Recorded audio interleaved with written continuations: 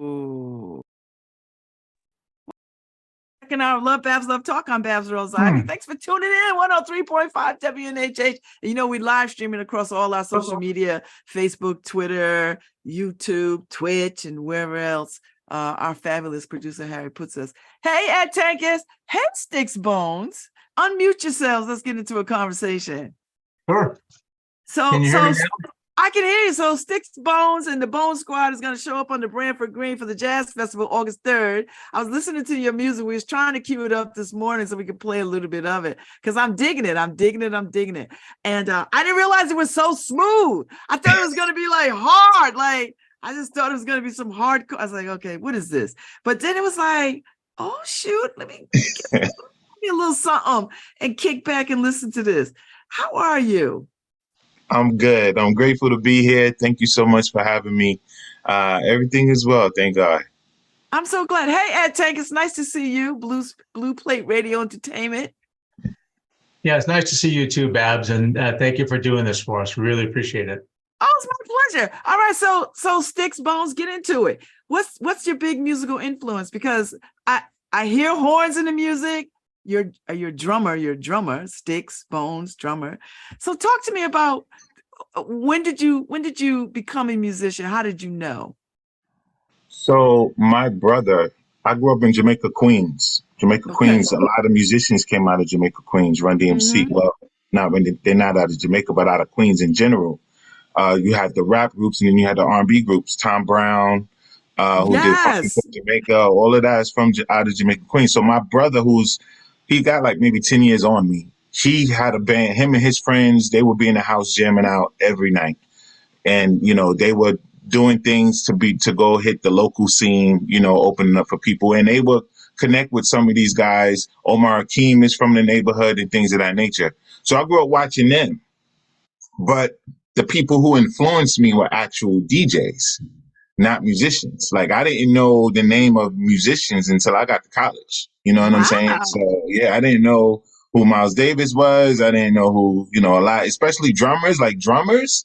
The first drummer I ever came across was Elvin Jones. And that was when my first year in college, when I met all these other kids. Everybody I knew were DJs, you know what I'm saying? Coming up in New York City. And they were the ones that would, like, my brother always had the radio on. He always had it on his station in New York called WBLS. Yes. So and his DJs would be on WBLS and you would hear all the soul music and things like that. So that's where, you know, my influence came from, was like, wow, who's that on the radio? As opposed to who's that playing that particular instrument. Okay. So did you study formally? Did you go to music school? Did you go to... I did. I went to SUNY Purchase, which is in Purchase, New York. This is a funny story. It's funny now. It wasn't funny back then. My mom's killed me because I've always grown up in church. You're around church musicians. Growing up in the house, you see my brother, but I never really learned. These are rudiments. These are your instruments. Like nobody sat one-on-one and taught me. And when I wanted to go to school, I wanted to go to school for radio broadcasting. And then that didn't work out.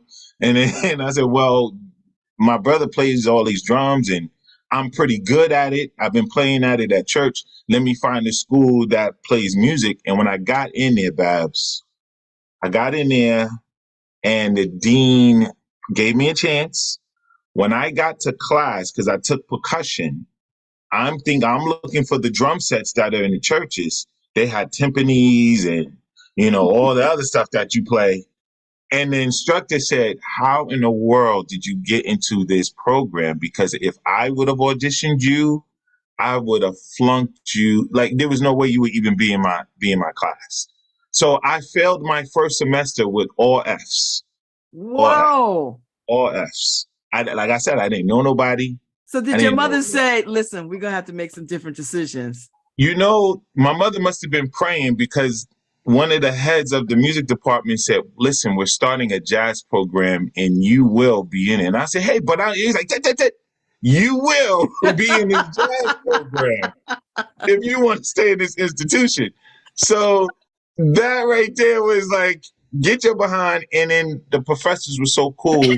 They had other students teach me from 6 a.m. until class started at 9 a.m. to Oh my teach me. gosh. And I am now the first African American to graduate out of the SUNY Purchase Jazz program. I'm the first, Wow. and I'm the first one. Yeah. That's a good story. Yeah, yeah. And in my senior year, graduation day, I performed in front of 3,000 people at the Black Expo on graduation day. So I started out as a failure and I came out on top. That's a good, inspiring story. And that's a story that ought to be told to young people, because I think oftentimes people think that the road to success is linear, and sometimes it's not. It's full of all. I mean, you had no idea you were going to be a jazz musician. No idea. No idea. So they had two programs. They had a studio production program, which is what I auditioned for because my brother had the equipment. So I said, look, let me just play some chords and play some drums, and I got in. But then when I saw they had a percussion program or orchestra, which I didn't know what it was, that's when everything went downhill. And then by the grace of God, they started a jazz program in the spring, and that saved me. And so I became a jazz performance major. And that's when I found out about everybody: Miles Davis, Elvin Jones, Philly Joe Jones. Like, I didn't know about anybody before that. I love it. So Ed Takers, when did you come to be a part of the Stix, Bones, and the Bone Squad? Because you're their manager. Are you their manager? I believe you're their manager. Well, I guess I'm the manager / agent /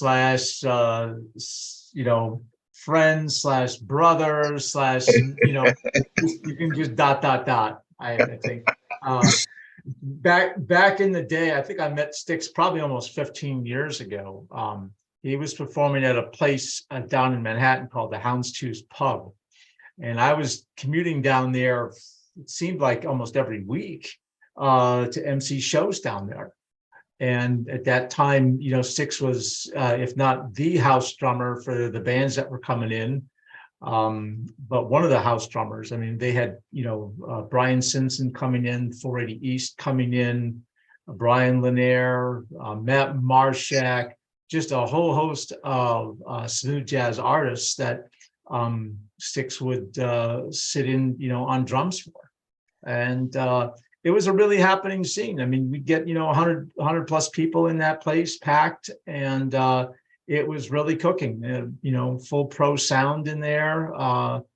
And it was a great scene. It was wonderful. And Stix and I just kind of, stuck. And as my radio station grew, Blue Plate Radio at the time, Stix, gave me liners and sweeps, and I played his music, and, we would chat off and on. And then, I don't know, one day, what was it, like a year ago, he picked up the phone and said, Ed, we got to do this project together. I mean, that's kind of how it went, right, Stix? That's how it went. It's pretty simple. And drop off what you're doing, get back in it. Yeah. At first, I think I said no expletive, no way. And then I finally said, what the hell? Let's try to make something happen. And we have. We have made some stuff happen, and some good stuff. And Stix has made some things happen along the way too, to kind of fill in some of the gaps. So we're kind of excited. The first big thing that we're doing is August 3rd on the Branford Green, which I'm looking forward to it, because jazz festivals are, to me, are making a real comeback on people's consciousness. People look forward to going to jazz concerts. And so when you pulled this band together, Stix, the Bone Squad, tell me about the name, and tell me, how do you create a band? How do you pull a band together? But yo, son, you better be in my band or else, man. That's how he approached me, Babz. You better be in the squad, Ed, or else. Okay, I'm in. Like, come on, man. Come on, man. That's the real thing. So BONE is an acronym, Babz. I started my career actually with poets. And they were like, yo, Stix, you need to have a first and last name, kind of like Queen Latifah, Yeah. LL Cool J, to be memorable, because poets, they had Mos Def, Talib Kweli, right? So when it was put to me like, yo, if you really want to make your name stand out, have a first and last name. And of course, the first name I wanted to identify with the instrument, but then they educated me like, well, there's Stix Hooper who plays for the Crusaders. Can't just go by Stix. And there, I grew up with 5 friends coming up in Brooklyn, and we were all like, you know, beyond our wild, like we were ahead of our time.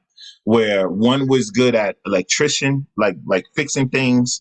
The other one was good at cutting hair, so he was the barber. The other one was like big and diesel, so he was always into security, and I was in music. And we called ourselves brothers. We operated as brothers. We were outstanding at what we did. We wanted the persona to be very noble, and on top of all of that, we wanted to be excellent. So BONE is actually an acronym for Brothers of Noble Excellence. Oh, I'm digging And that, Stix. So, and the S is the squad. When I started the band, it was a squad of us on stage. So that's how the squad came about. That's how the BONE squad came about. So Stix Bones was always my name. My other brothers, T-Bone, we had Suave Bone. Like, we all attached Bone at the end of our names as a last name. And then whatever it is that we did, that became the essence of it. So, oh, I love it. So That's just befriending. Story. Thank you. So it's not like a thuggish like Bone and like we're all no. It's simple, it's something sweet and kind about it. I love it. So out of all the music that you could play, Stix, why smooth jazz? Like, why not R&B or rock and roll or I don't know, whatever? Why jazz? First of all, I can't sing, so I wasn't doing R&B or gospel. If you want to clear the room, put me in front of the mic. They would be like, although so that sounds pretty good. I don't know. I think you're selling yourself short. Yeah. And then you have the main thing, which was me coming out of jazz performance. I was really good at it. So I don't know who I have to credit this to Ray Chu.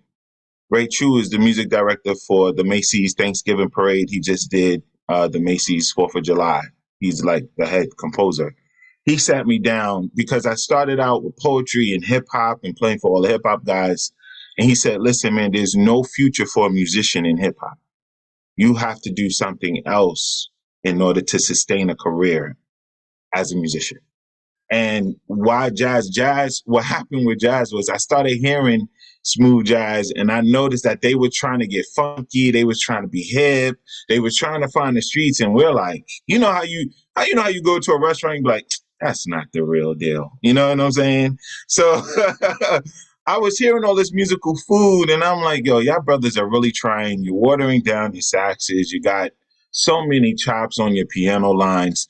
And then this thing called sampling came into play, where the hip hop community started sampling records. They sampled Amal Jamal, they sampled Galt McDermott, they sampled Bob James, and they only took the 8 bars that they wanted out of a 5-6 minute song and made hit records off of these 8 bars. I said, this is what I'm going to introduce to bridge the gap because I know jazz. I started playing hip hop and I know how to just give the snap for what they want. And what I wanted to do was I didn't really want to go into smooth jazz. What I did was I wouldn't put rappers on my music. I would put musicians on the music. And that's what kind of put me in the jazz category. But of course, Babz, as you know, you got to give the people who are putting it out there what they can work with. So, I had to make it to where it's friendly at the same time, but I wanted to kind of stay true to where it all originated from and what people were really trying to dig. So Ed, so he's going to be on the Green August 3rd, and then do you like these kinds of venues for this group? well, this will be the first time they're performing, like I said, at Brand for Jazz. I think it's a good opportunity.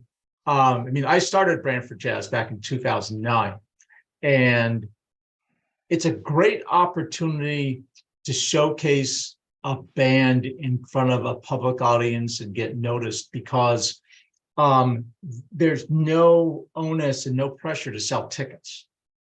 There's no pressure to get, people, in the door, so the green attracts, anywhere from 3,000 to 5,000 people, averaging about 4,000 people. And that's 4,000 people that have never seen a band like Stix, Bones and the Bone Squad and some of the other bands.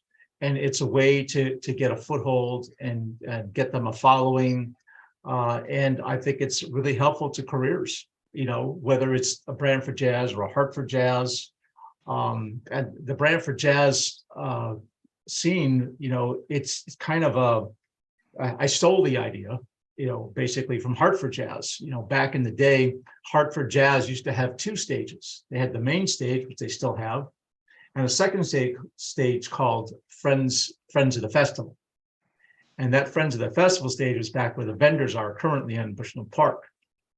And there they had smaller bands, local bands, people that they kind of auditioned for the main stage. And I can't tell you the number of bands that I saw there that came up. And when they finally abandoned that whole idea, basically because of funding, and I had the idea for Brand for Jazz, I kind of took that idea and put it on the green, because it was almost the same idea, just a green area and a stage with performers that needed a spotlight shined on. And it's worked, it's always worked. So again, I think, folks like Paula Atherton have made a name there. We've had Kelly Minucci in special effects there. We've had some pretty big names there. Marion Meadows has performed there. So, it's a great opportunity for new and established acts to hit a brand new audience that they may not have hit before. I love it. So Stix, talk to me about the business side, because it's one thing to play music, but it's another thing to get paid to play music. So how fast did it take you, or how quickly did you have to learn how to manage, maintain, and pay yourself, your bandmates, and is there money out there to pay artists, musicians, what they should be paid? So it's a really good question. So what happened was, when I made the decision to stop working for somebody else, is when I had to figure out how to maintain a check coming in. So what I mean by working for somebody else is you're that musician that the guys call to hire for their gigs. As Ed mentioned, I used to play for other artists. So whenever they was in town or whatever was happening, yo, Stix, you available? We're going to be at such and such place. It pays this much money, and you did the gig. But then there's something that happens that people don't really pay attention to. It's called age, right? And the industry wants to keep a certain image. So when you get a certain age, it's like, yeah, he's good, but he doesn't fit the image. So we're going to call somebody that looks the part. So now that phone call, you just lost that call because you're kind of aging out. And it's unfortunate, because in our music, we age out of R&B. Like a hip hop artist is considered old after you're 27 years old. Wow. Why is that whenever a rock artist at 60 can drop a new album and everybody's excited? You know what I'm saying? Why do we age out our music so quickly? Our artists so quickly? You know what I mean? So I had to make the decision of, well, I need to make this work for me because I love what I do. I don't want to stop. I do have to provide for my family. Then you have to learn how to make things happen, and in order for that to make that move. I had a conversation with Quincy Jones, and he was like, "Stix, man, you're a bad mother." I was like, "Shut your mouth, Quincy." So, and he said, "We just talked about you on the drums," and I said, "Mr. Jones, I have something I have to say." And he was like, "What is it?" I said, "What happened to the mentors?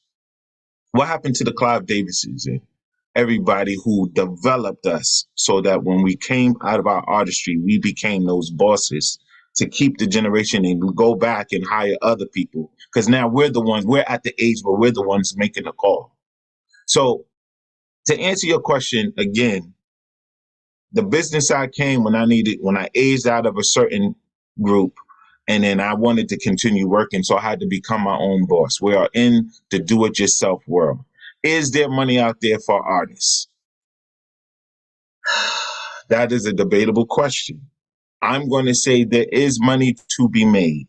The question is, which route do you take in order to make the money?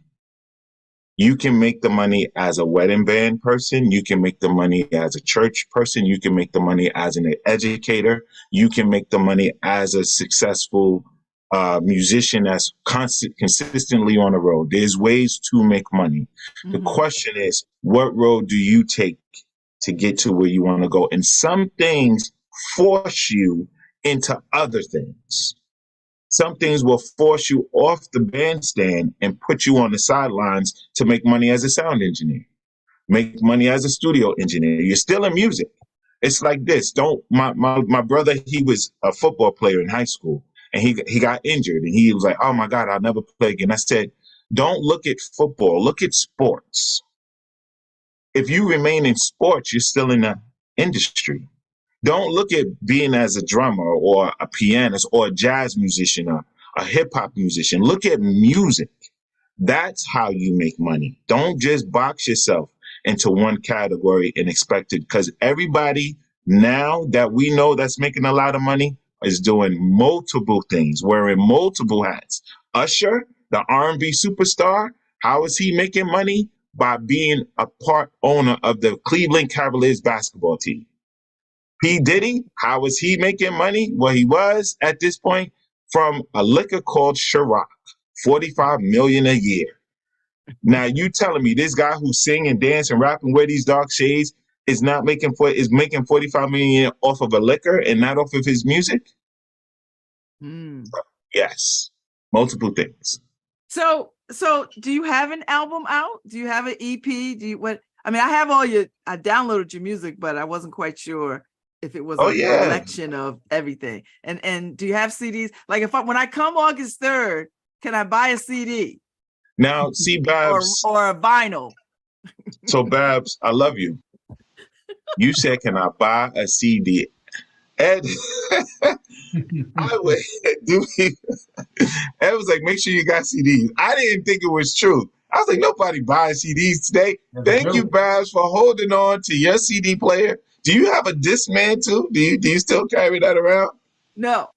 Oh, okay. But you do have a CD player. I have two Boses at the house. Got one in my bedroom, one in my living room. So I like CDs, and I have a record player.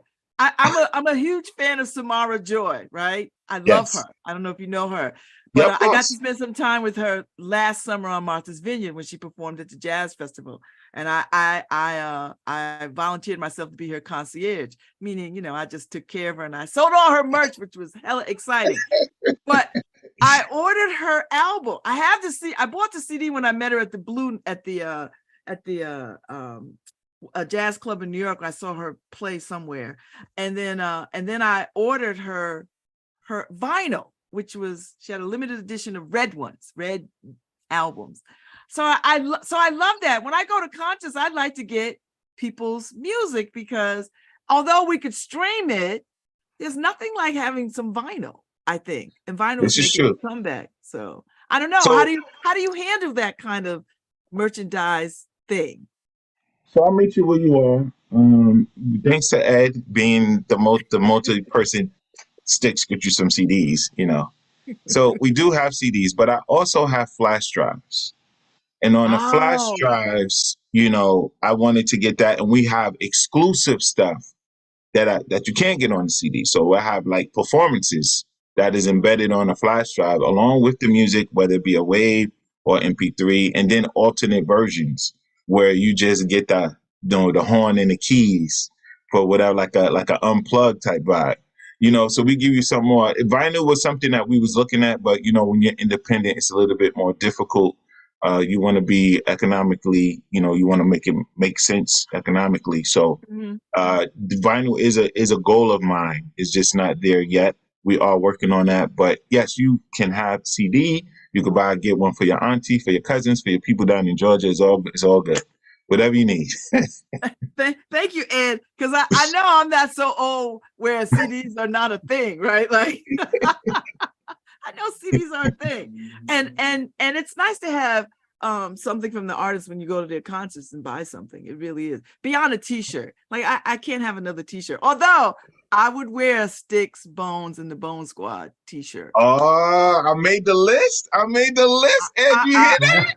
I would rock out at first she wasn't sure. And then she heard the music, and now she's like, I kind of wear that brand. Yeah, I think I could rock it. I could rock it. There's lots of love going on. So Stix, tell me what do you want for the Bone Squad? What do you want? What is the biggest dream? What is the I don't want to say goal. I like dream because that could mean a lot of different things to people. Well, the dream is actually the goal, because what happens is when you dream it, that's your vision, and then you make 4 paths to make that vision into a goal. Mm-hmm. It's so that my team can sustain their livelihood, taking care of their families, just by working and doing music. However that may be. Like our main drive is to do this, as Ed mentioned. You have that opportunity to perform in front of a certain number of people at a certain venue. Like we want to do this not just on August 3rd, but we want to do this throughout the year. Our goal is to hit as many festivals throughout the year as possible. So that that helps us, introduce us. And before, Ed, back in 2013, the Bone Squad was the house band for a 3,000 seat theater in New York City, where we opened up for Charlie Wilson, we opened up for Shaka Khan, we opened up, like we were the house band. So everybody got to see us first, and then they got to see the artists that they paid to see. So in front of large numbers was something that I know that, is important. But the one thing about doing something like that is you have to do it consistently. And that house had us consistently, 3 and 4 times a month in front of that number of people. And we saw how good it was for us. But now it's time to expand out of one venue because, you're sustained there. So everybody's looking for the IHOP pancakes whenever you go to IHOP. But if you got the good food, if you're a good chef, you'll be able to cook good food anywhere. So that's where the goal is to be able to take this, across the country, like everybody else, and share it, let everybody appreciate it, introduce it to yourself, and not just domestically, but internationally as well. Mm-hmm. So that's the goal. Talk to me about what your job is. What is your job? What do you task? What is your job, Ed? It's multifaceted. I guess that's the best way to put it. I'm an advisor. I'm a cohort. Because I also play bass, so I understand where they're coming from musically, which is different than a standard manager and agent who might just be wearing a suit and tie or whatever. I'm in the weeds. I try to help them get bookings. I have a radio background, so I help Stix when I can with either radio promotions or accessing radio or talking about the industry and the roadblocks that his band faces. The lack of support from major artists for up and coming artists or artists who are trying to find a way into the main room with everybody else. So I play a lot of different roles, and I don't really have a particular tag or title or anything.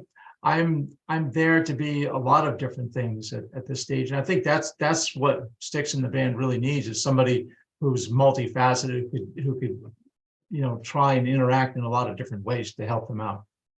I like it. I like this music. We've been listening, so we're gonna we got about 2 minutes. We're gonna play. Is it Fearless?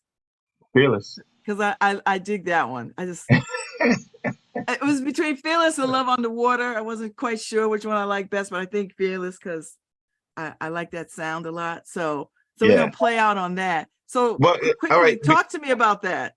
But first, I want to hear from you when you heard Fearless. Tell me when you heard Fearless. I know the title was like, wow, spelled weird.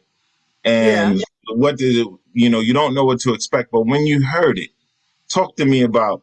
Oh, it's I like it's got a little funk to it, which I dig. And I was like, it just makes me feel like it's like grown up music, like it's a well thought out kind of music. Like it's not, I don't feel like a kid listening to it. Do you know what I mean? Like I don't feel like I'm listening to, little kid music. I feel like I'm listening to grown music that I could listen to over a period of time with a good scotch. You know what I mean? Like Wow. and it's got a little jam to it. So I like it. I like that. So I'm digging it. I was like, yeah, I would like to have this as a CD or a vinyl or whatever you have that I could have to have this music. I would buy it. That would be good. So Okay.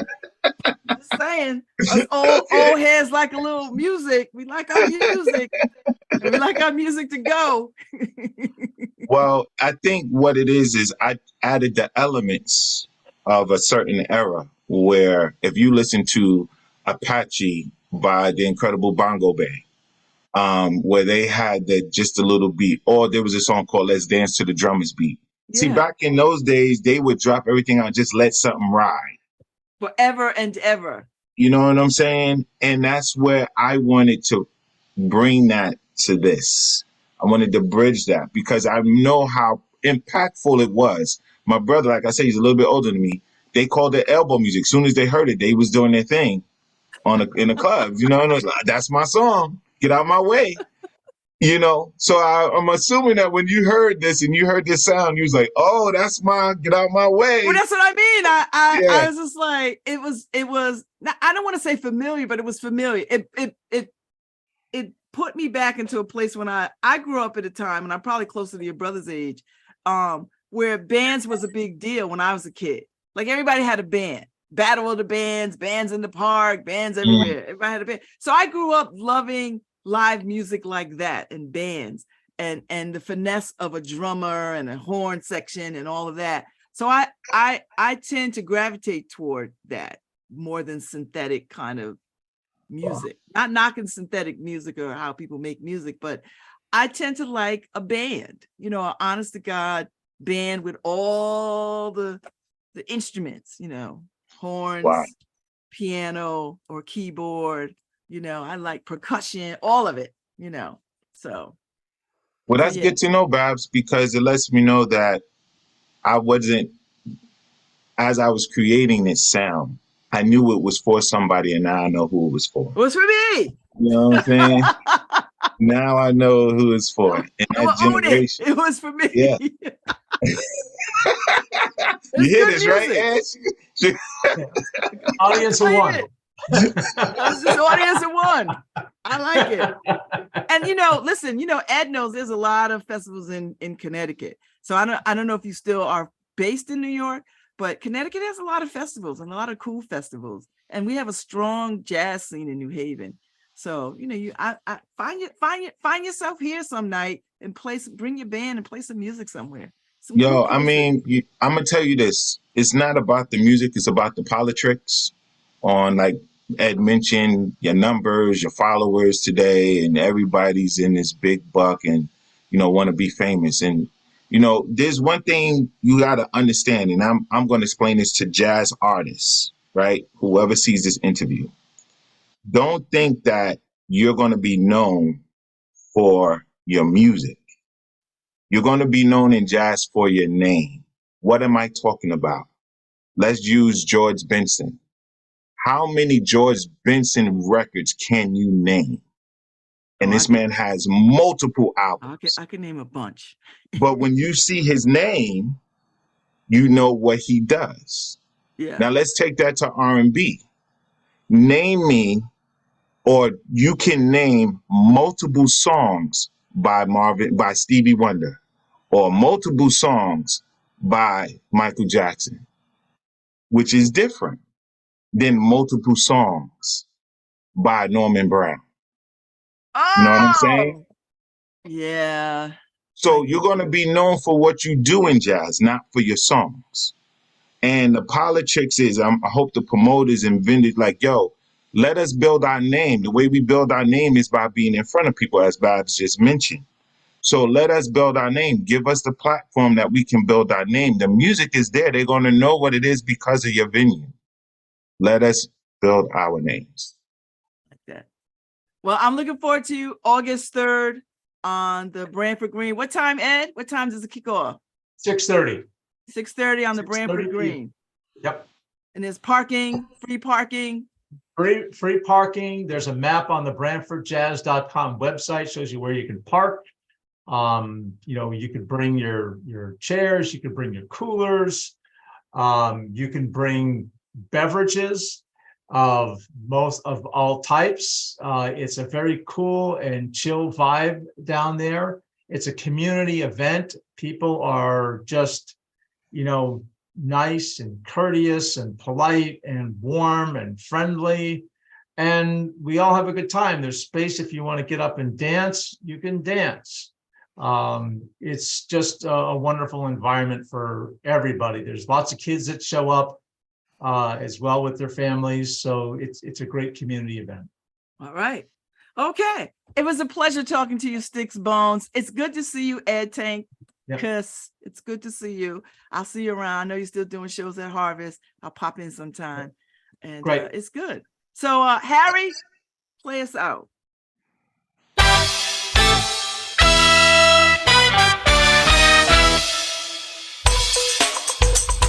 See, I like that.